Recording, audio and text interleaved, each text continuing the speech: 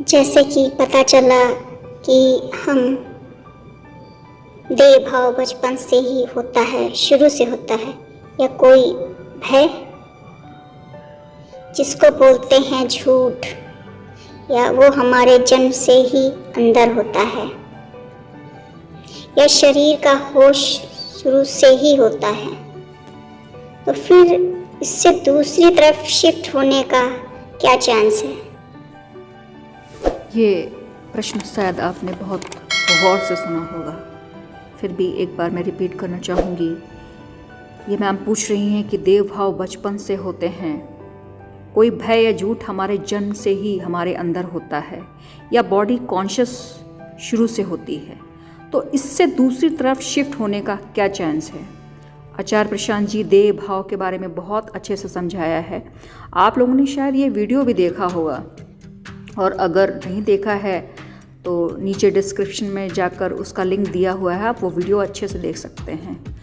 जो सवाल है उससे रिलेटेड जो भी उन्होंने एक्सप्लेन किया है, उससे मुझे पता नहीं क्यों सेटिस्फैक्शन नहीं हो रहा। माइंड में बहुत सारे क्वेश्चंस आ रहे हैं। उन्होंने एक्सप्लेन किया कि बॉडी को मल समझो, तुम्हारे नाम के आगे मल भी जुड़ा हुआ है, लाइक अमित मल, रोशन मल।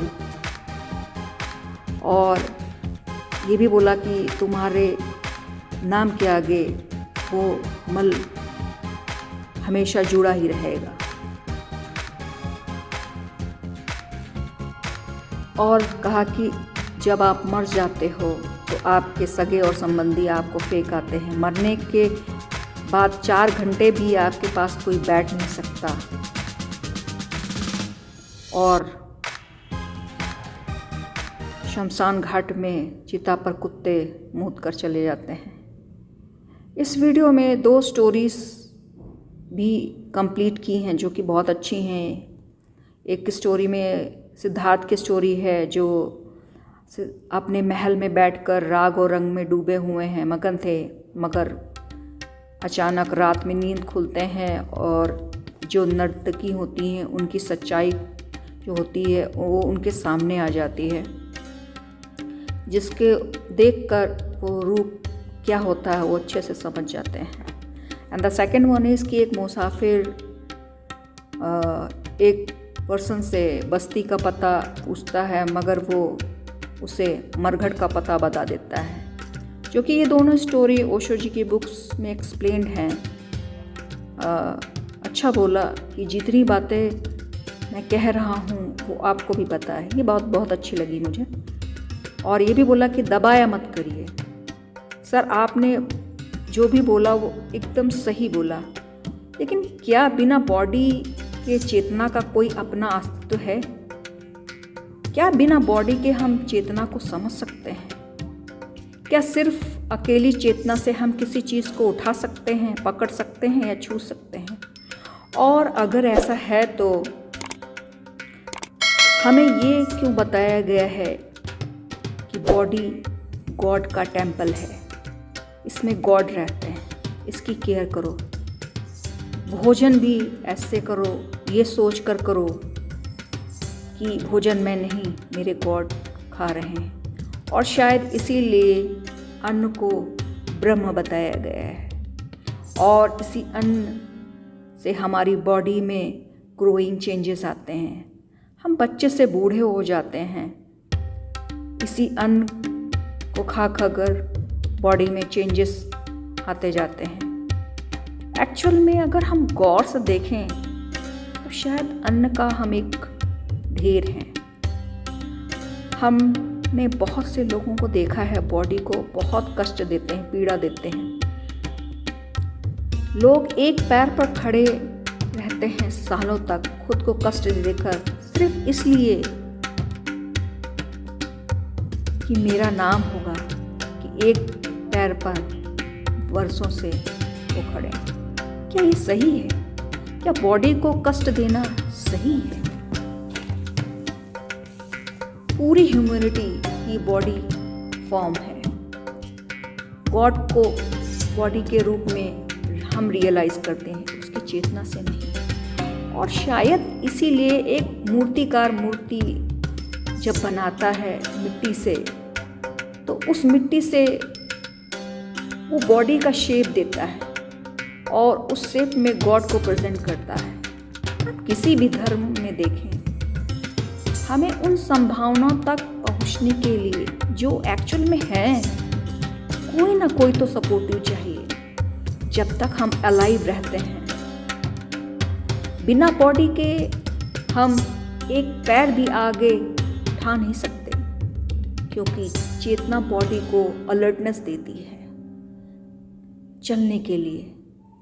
जब भी कोई हमारा अपना मरता है तो हम रोते भी सिर्फ इसीलिए हैं क्योंकि हम एक्चुअल में उसी बॉडी की फीलिंग्स को याद करके रोते हैं, उस बॉडी के लिए रोते हैं।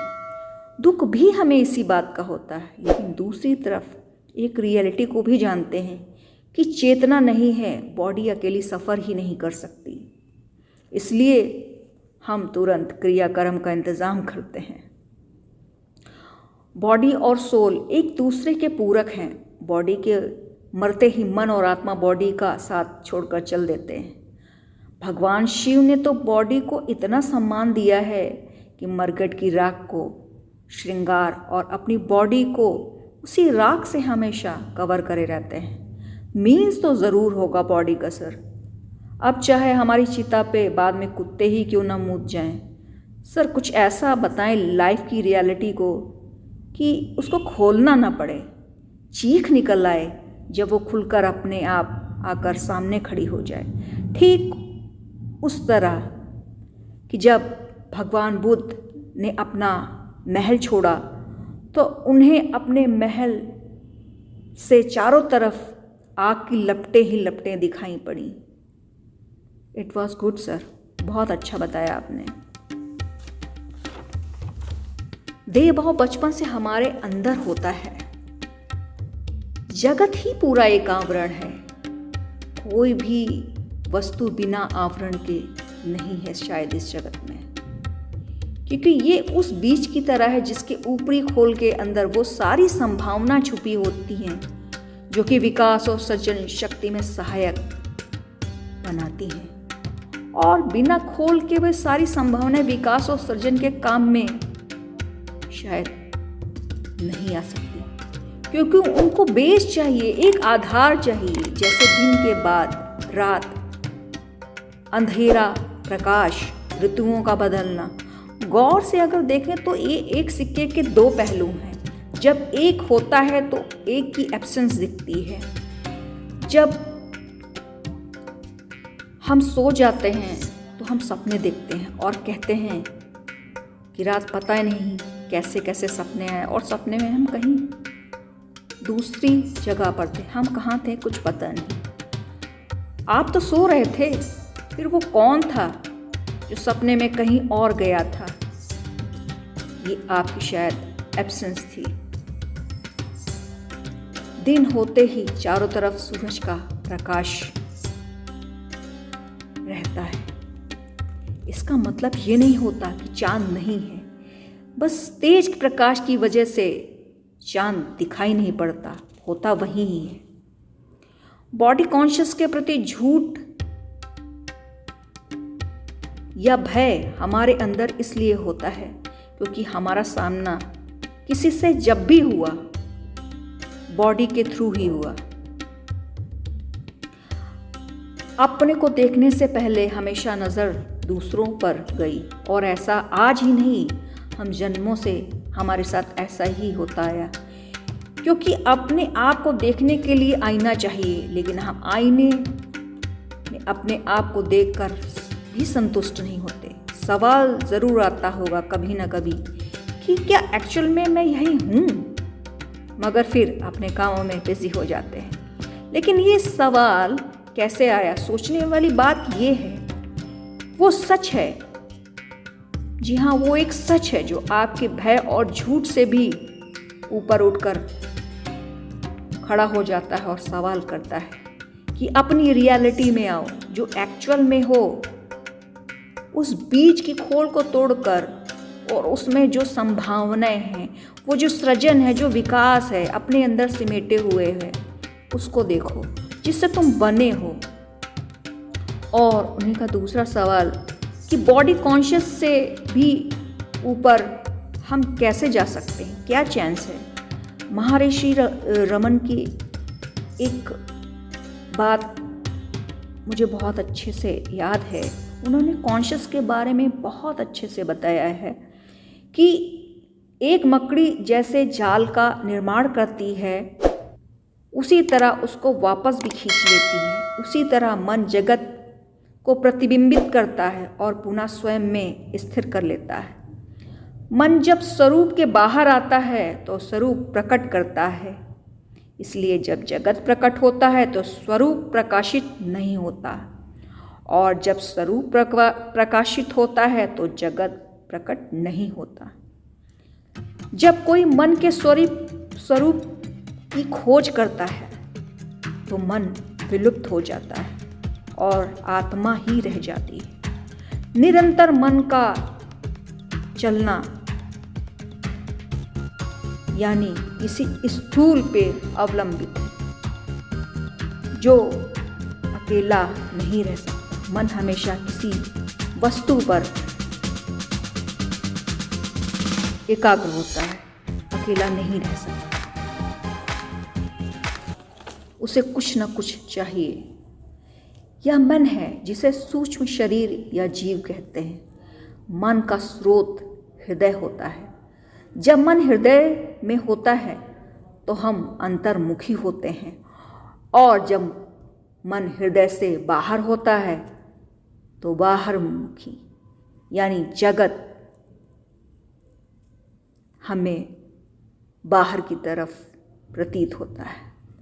ये ठीक उसी तरह कि कोई व्यक्ति तेज धूप से बचने के लिए थोड़ी देर पेड़ की छाया में बैठ जाए और थोड़ी देर के बाद फिर पथिक बन जाए। लेकिन अगर उसे धूप से बचना है तो उसे हमेशा पेड़ की छाया में ही बैठना होगा।